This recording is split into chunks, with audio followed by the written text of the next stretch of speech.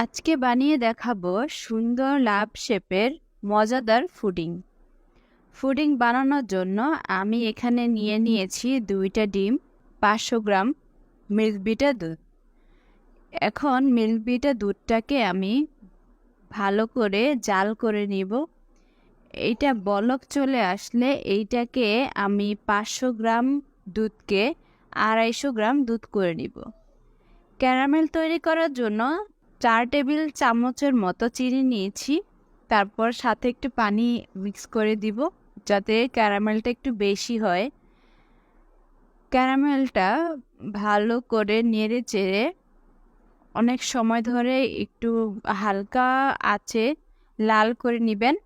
লাল হয়ে গেলে আপনি যে পাত্রে পুডিংটা সেট করতে যাচ্ছেন সেইটাতে ক্যারামেলটা ভালোভাবে সেট করে নেবেন।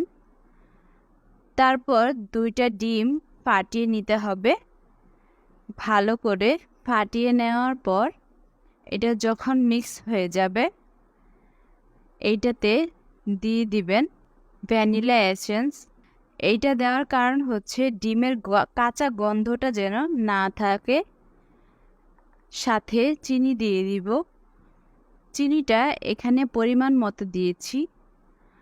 এখন জাল করে রাখা দুধটা এবং ডিম চিনির মিশ্রণের সাথে মিক্স করে নিব। আরেকটা পাত্র চুলায় বসিয়ে এটাতে পানি আর একটা স্ট্যান্ড দিয়েছি যাতে আমার যে পাত্রটা পুডিং হবে সেটা যাতে না নড়ে তাই। এখন আমি এইটাতে দুধের মিশ্রণটা দিয়ে একটা ঢাকনা দিয়ে ঢেকে রাখবো।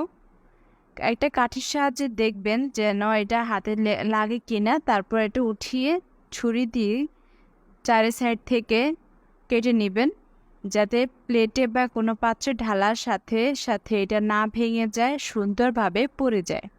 দেখুন কি সুন্দর কালার, অনেক সুন্দর কালার হয়েছে মাশাআল্লাহ। এটা এখন আমরা কেটে খাবো সবাই।